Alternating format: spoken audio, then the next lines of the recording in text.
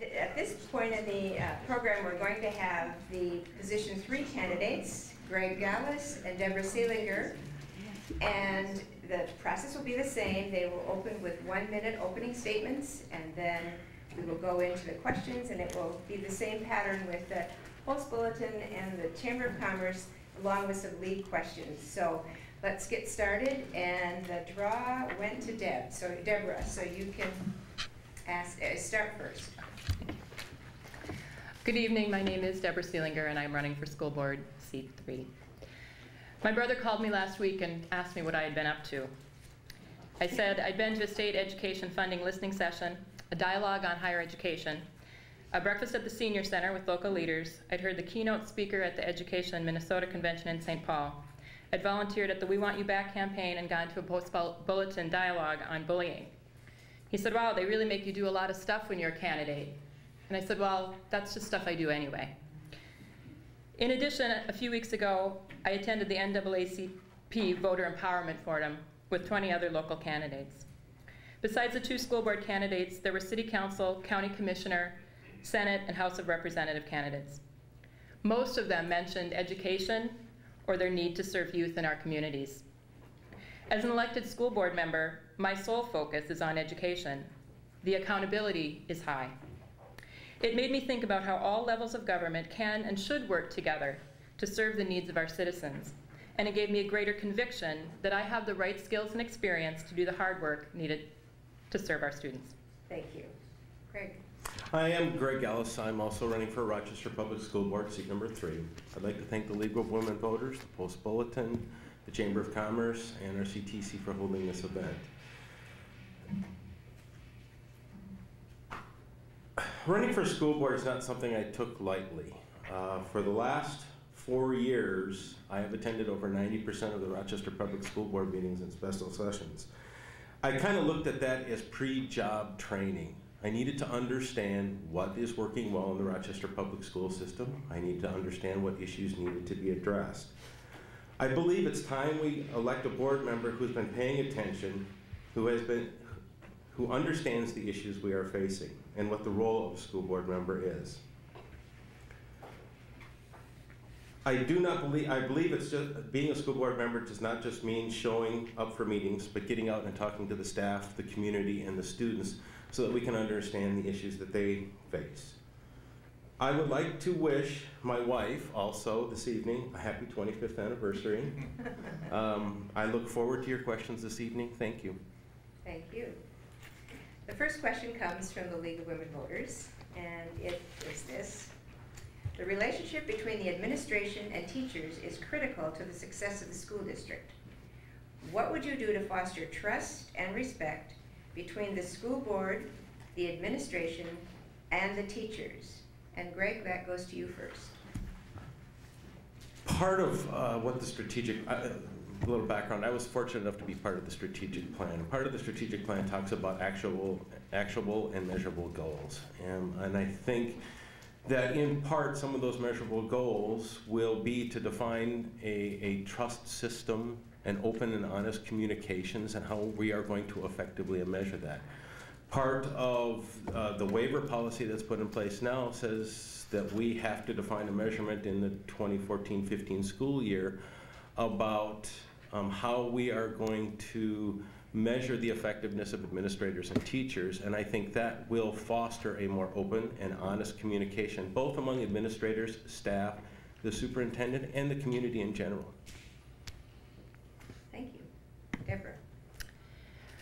This is a very important relationship between our administration, staff, teachers. I believe that the best way, as Greg mentioned, is communication, that our district staff needs to be open to our teachers and their ideas and their input.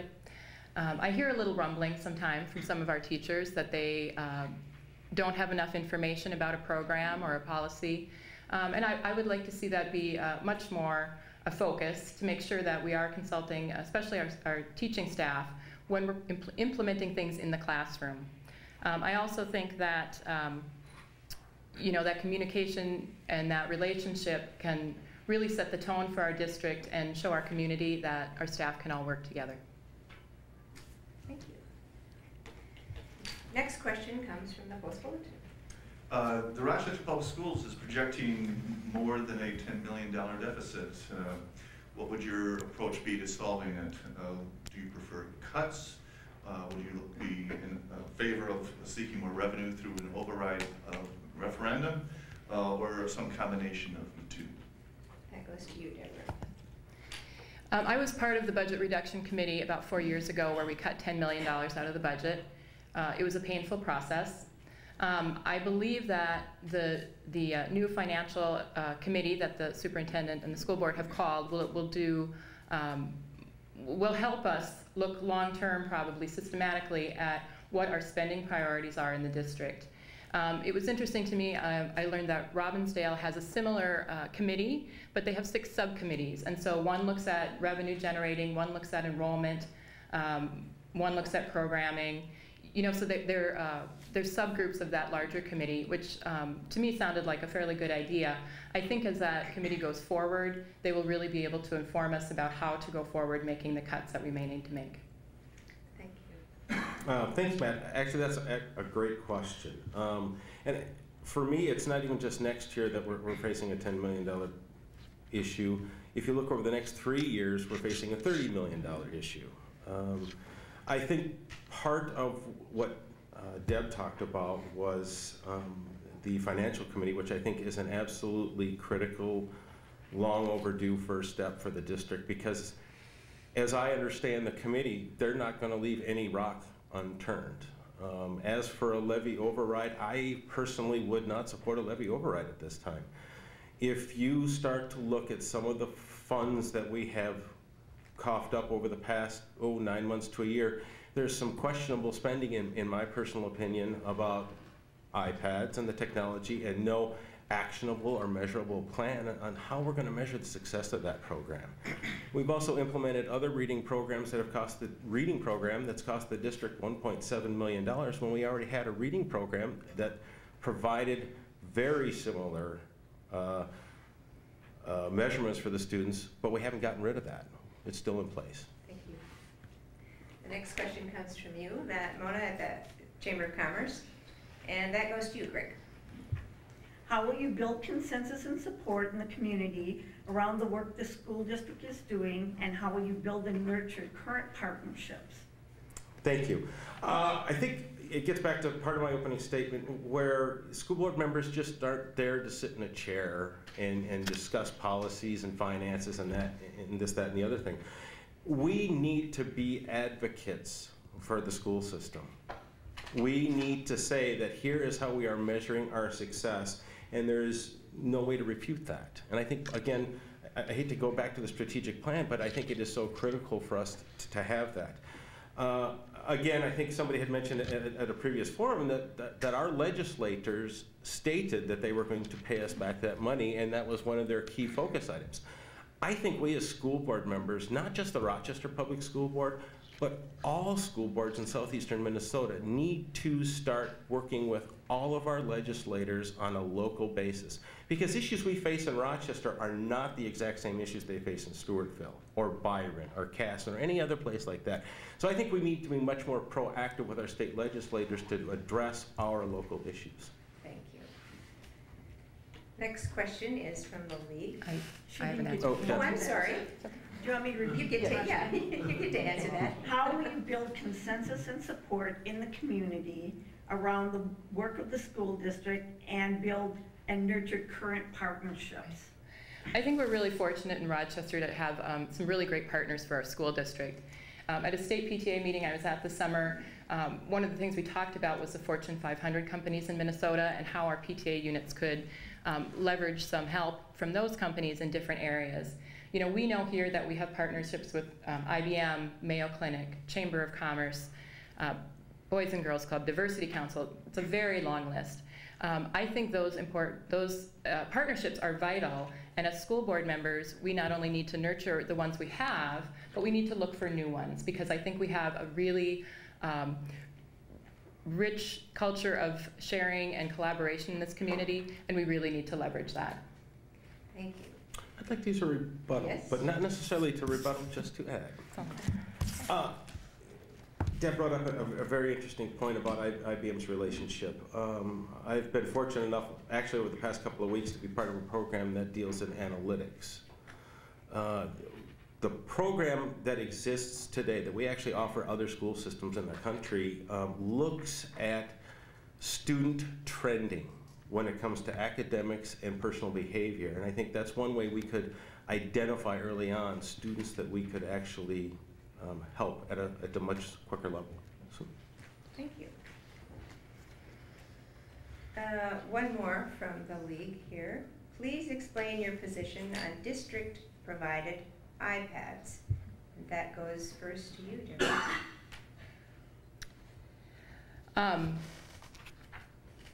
I watched this quite closely, as Greg did, and I'm sure the community did, the district's technology plan and its funding.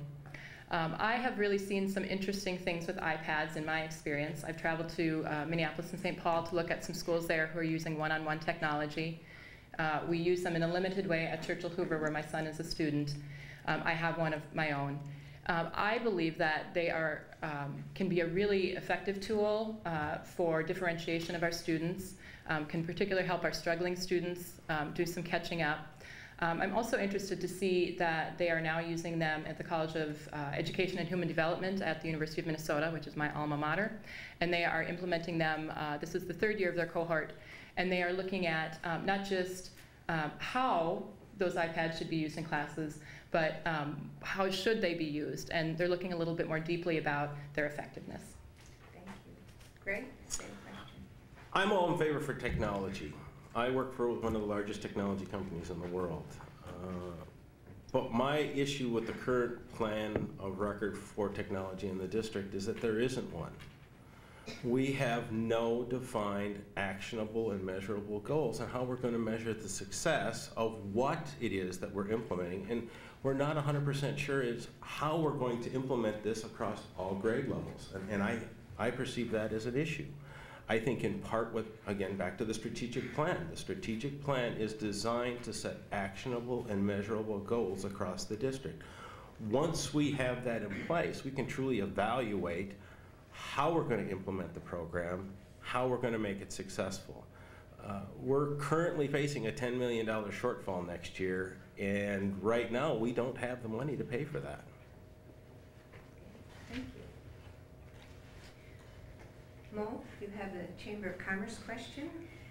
This would go first to Greg. Okay, how can the district have the ability to provide funding for real-world technology that business is demanding us to provide while still maintaining a budget that's already in danger of the red? I think in part we do provide that today. If you go into every school building, there is a computer lab. Some cases it's rather outdated and it needs to be refreshed. But that's part of the district's standard budget as it stands today, is part of technology refresh. Does technology need to be integrated in the day-to-day environment? Absolutely. But also walk into most of the schools and find out that each one of those kids, or a majority of those kids, have a smartphone. So technology isn't an issue for younger students. They have it, they use it. My neighbor has a granddaughter who's 4 years old. I have an iPhone. Love the thing. It does everything. And that little girl can sit there and navigate through that phone and look at the applications. She can take pictures. She knows how to post them out on the web if she wanted to under supervision.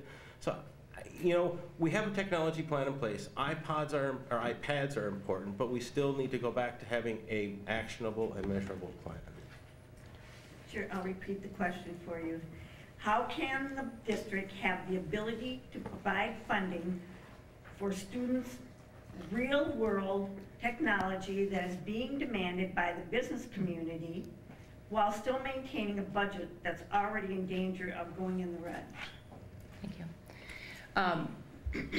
You know, what's going to be real-world technology for my 9th grader is different than what it's going to be for my 4th grader, first off. I appreciate what Greg has to say about most kids know how to pick up an iPhone and a touch screen and find things.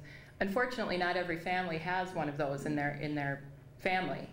I think that we need to look for other ways and other partnerships to fund some of these things.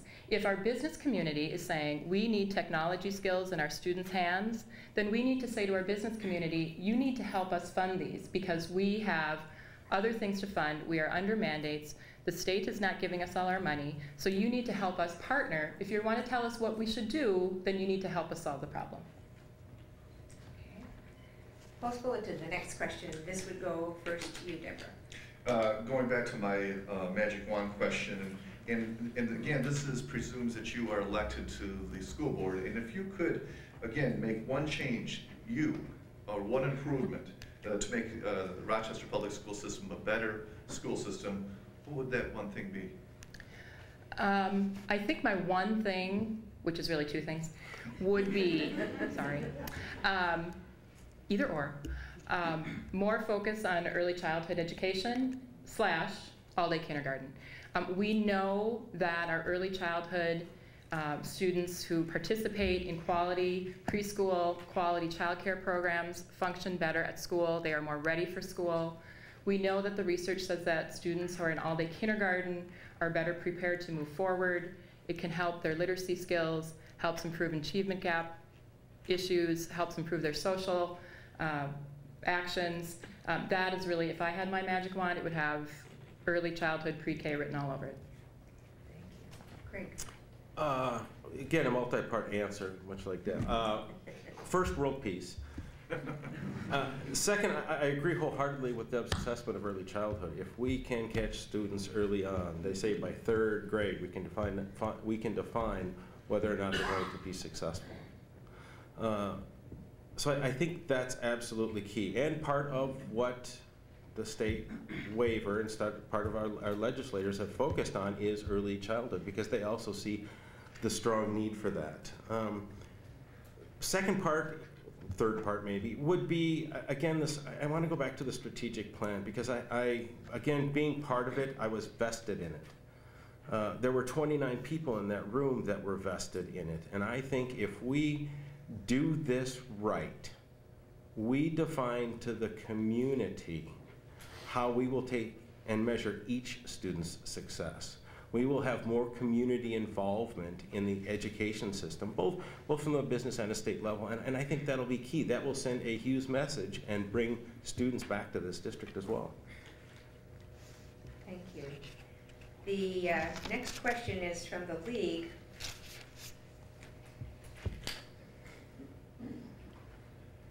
How would you reach out to serve children and families in our school district with varying financial and cultural backgrounds?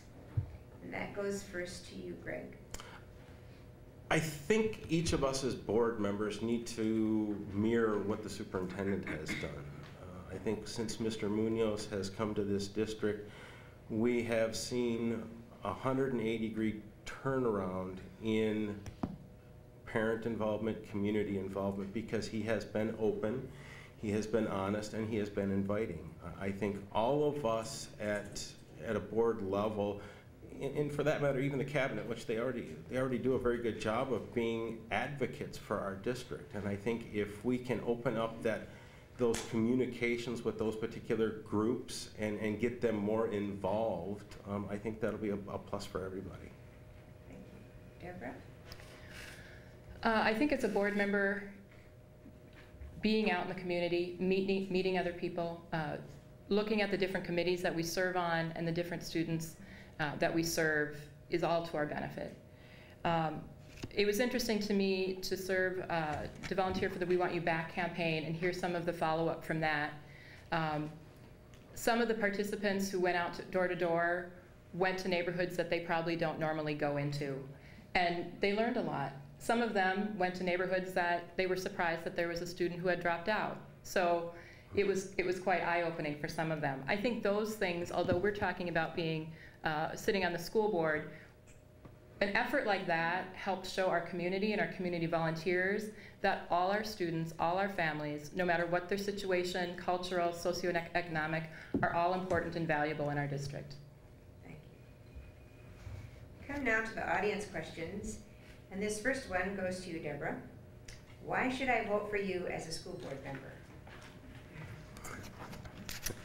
Well, my husband said I should bring the puppy. I can show you a picture later. I would be honored to have your vote, and here is why I think I should have it. I have spent the last 10 years working in the Rochester Public School District as a community volunteer, as a parent leader. I've served on PTA as executive boards and leadership. I've served on district committees, parent involvement, Gateway, Rochester Public School Foundation, district-wide committees, attendance boundary, budget reduction, superintendent hiring committee. I also have education and other work background. I have a master's degree in adult education. I've worked in alternative education at the adult level. I think this blend of my skills and experiences has really given me a unique perspective on what it would mean to be a school board candidate and a school board member in this district. Thank you. Greg? I'll go back again to the opening statement. For the last 4 years, I've sat in that school board room. In fact, I could honestly say that I have spent more time in the school board meetings than 5 of the current members. I have paid attention to what the district has to do, what it needs to do, what shortcomings it has, what successes we have. I've paid attention. I've had to study state policies to understand what limitations are imposed upon us by a district or by the legislation. I understand that we have unique needs that the legislation doesn't always take into account. And I think as part of what I talked about earlier, is we need to be advocates at a state level and a community level. But if the state legislators who define these guidelines for us don't understand how it affects us both educationally and financially, it's very difficult for us to be successful. And because I have been there and have been paying attention for 4 years, I think I'm the right person for that position. Thank you. Second audience question goes first to you, Greg. What is the best way to hold underperforming schools and teachers accountable? Second part, how can the board act to quickly improve students' learning environment? Wow, can you repeat the first part? Yes. I would like to hear that one again. This is going to take a while to get through. Yeah. What is the best way to hold underperforming schools and teachers accountable? Okay.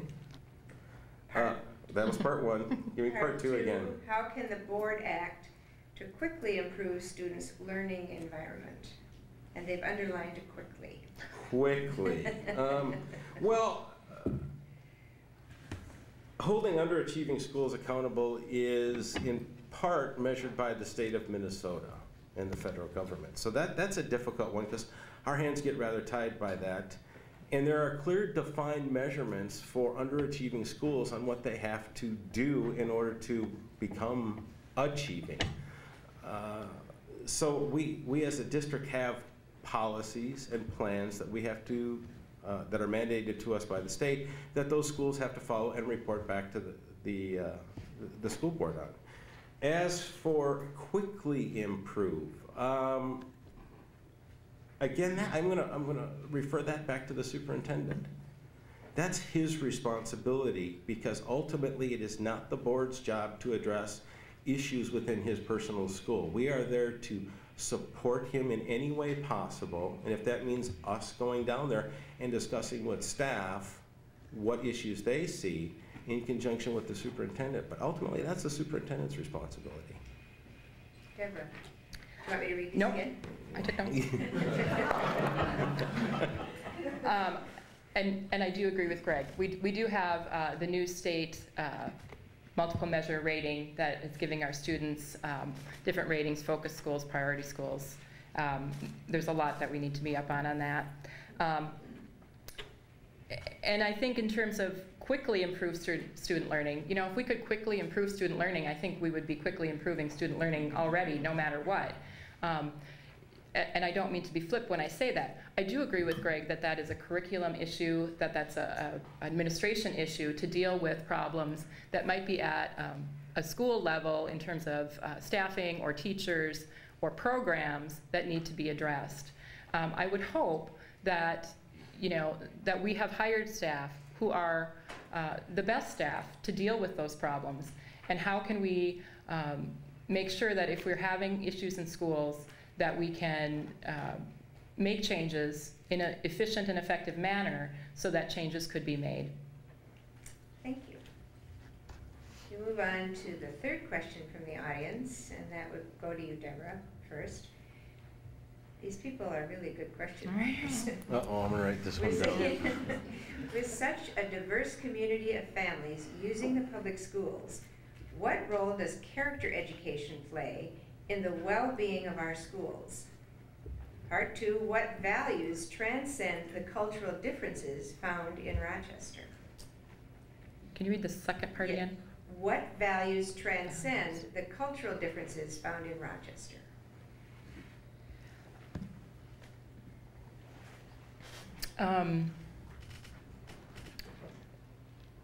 I think that we need to celebrate our diverse community. We know that our students speak upwards of 60 languages in our buildings. I think this is a real opportunity for our students and our community to learn from each other. What we need to, in terms of character education, I know that some buildings do character education. I know we talk about that at Churchill Hoover, and I should know the little chant, but I know it's respect, responsibility, honesty. God, I forgot the other two. But they talk about character there, and I think that they feel very strongly about those character traits and that they relate them to other issues when they're talking about bullying, for instance, or when they're talking about academic success. They relating back that mission and that piece of education that they're giving our students. And I think that that's helped my students in their education. Thank you. Greg, want me to read this again? No, actually, Deb and I are on the same page. We took notes. So, character education. I wish we did have a civics class. But I think it comes back down to mutual respect, both from the student, from the teacher, to the administrator, to the maintenance staff, to the paraprofessionals, and everybody has an expectation of being treated as you would want to be treated. I think we have a number of policies, or I should say programs in place today that actually measure behavior, but how that's being rolled out and implemented within the district is somewhat suspect. I mean, PBIS is a tool to measure that and have some consistency across the board. As for the cultural differences, I go back to the strategic plan. Having been part of that and having had 29 diverse people in that room, all of those things were taken into consideration, and we put actionable and measurable items together for the measurement teams. Thank you. Right. The fourth question from this audience, that will go to you first, Greg. I'm going to write. Get your pencil out. Currently, how responsive is the district to the requests and input of parents in their children's education? And part 2, what specific steps would increase parents' involvement and how to encourage schools to respond to their voices? Can I have that first one again? Currently, how responsive is the district to the requests and input of parents in their children's education? And what specific steps would increase parents' involvement and encourage schools to respond to their voices, that is, the parents' voices?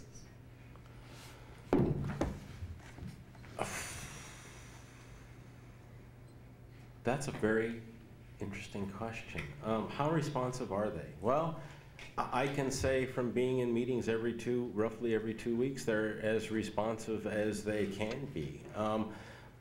But I guess ultimately I've got to go back. It is not the school board's responsibility. That's the superintendent's responsibility. We are advocates for the community. And if the community has an issue, it is our responsibility to take that to the superintendent and have him address those specific issues. I think Mr. Munoz has done a very good job to date on that. Other than that, I guess I don't have much else to say on that one. Thank you. Deborah? I think when we're talking about how responsive is the district to parents' requests and input, you know, we know that that needs to start at the school building. If a parent has an issue, or if a parent has a concern about their child's education, you know, there's a chain and there's a process. You know, we should go to the teacher, we should go to the principal, potentially we should go to curriculum or, you know, elementary ed, secondary ed, and then maybe to the superintendent. As school board directors, I am sure that they hear people's concerns out in the community, out at the grocery store. But I think we need to refer them back to the process. I had a parent approach me the other day at Area Council PTSA, and she said, how do you think it goes if I go down to Edison and talk to somebody? How open are they? And I said, well, you need to go through the process. I said, have you talked to your building administrator? And if you haven't found resolution there, you know, I believe Mr. Munoz will take your call, or someone else will take your call. And I think that we need to get that across to the community. Thank you. The fifth question from the audience, another two-parter. Okay.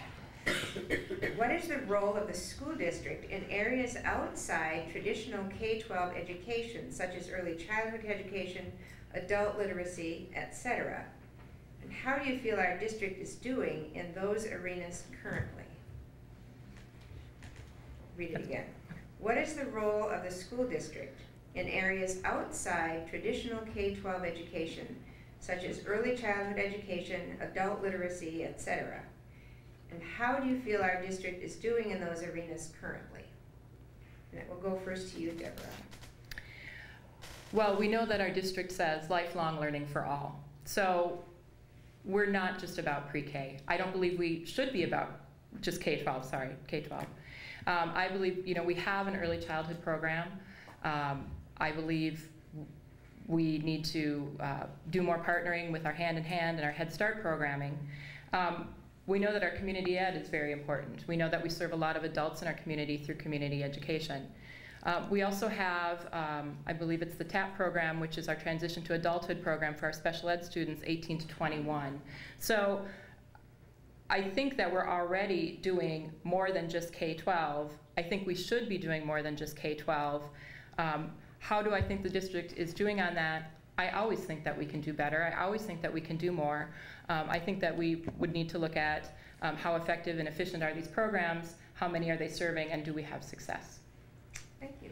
Greg, would you like to hear these again? No, I got them. Okay.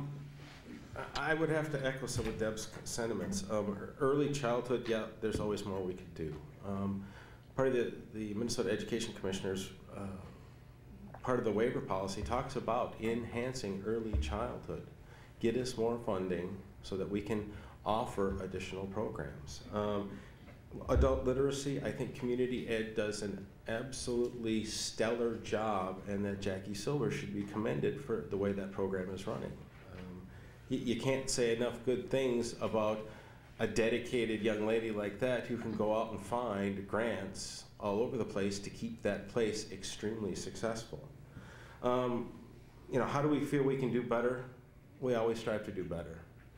That is in the nature of being human. We should never settle. And I think all of us have that instilled in us, and we all strive to do better. Thank you. A sixth question from the audience. It has been stated in the Post Bulletin that many graduates of Rochester Public Schools need to take remedial classes when entering college or university.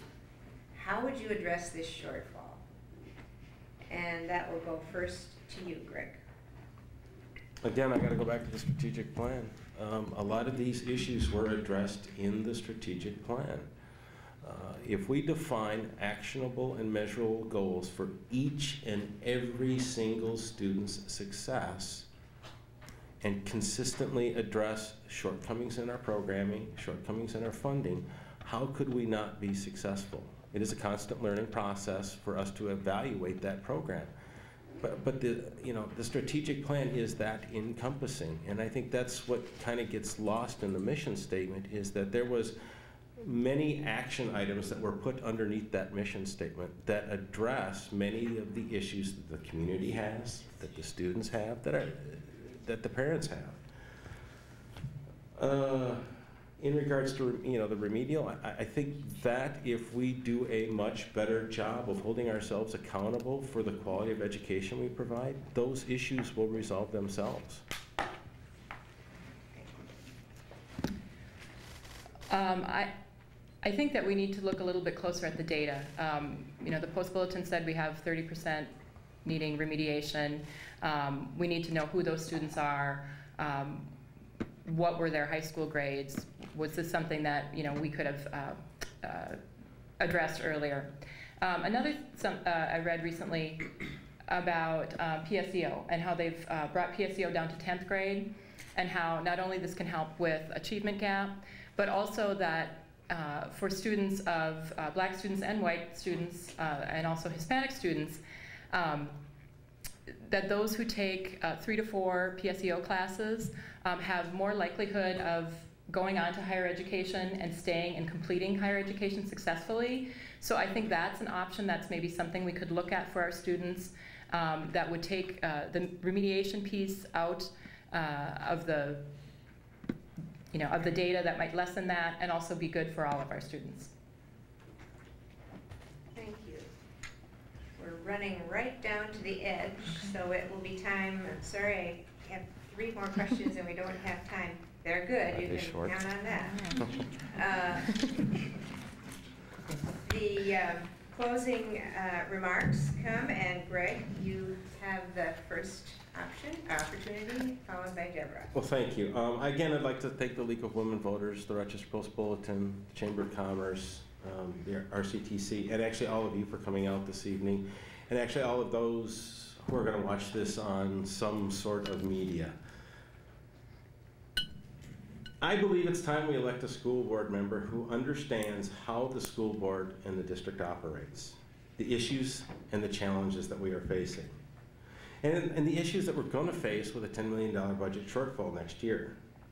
We need to look at all programs within the district and set actionable and measurable goals for each so that we can cost effectively deliver high quality education to all of our students. For over 4 years, I have been studying and learning what it takes to be a school board member. With what I've learned over the past 4 years, I believe that I will be able to hit the ground running and not have to play catch up. Our students are, and to move our students and our community forward. I am Greg Gallas. I'm running for Rochester Public School Board seat number 3, and I do ask for your vote on November 6th. Thank you. Deborah. Thank you for your time, and thanks to the League of Women Voters, Post Bulletin, and Rochester Chamber of Commerce. The tasks of school board member are to make policy, set goals, and engage our stakeholders. Their work is to develop a vision, monitor student achievement, and align resources with our goals. Research suggests that self-evaluation by school board members can help build trust with administration, teachers, parents, and the community. Research also suggests that school board members need training and ongoing professional development. School board members need to know what the community expects our schools to look like, know what the state and federal government requires us to do, and know what students and parents want for their education, and know what our employers and higher education entities expect from our students. A good school board hires a superintendent with strong leadership and communication skills, sets policies that focus on student achievement and accountability, and approve a budget that will fund what the community feels is important. I believe I have a unique depth and breadth of skills and experience to well serve the Rochester School Board, and I humbly ask for your vote on November 6th. Thank you. Thank you, both of you. Thank you to the audience for being so attentive and for wonderful questions. These are pretty amazing. Thank you for answering them. Give them both a good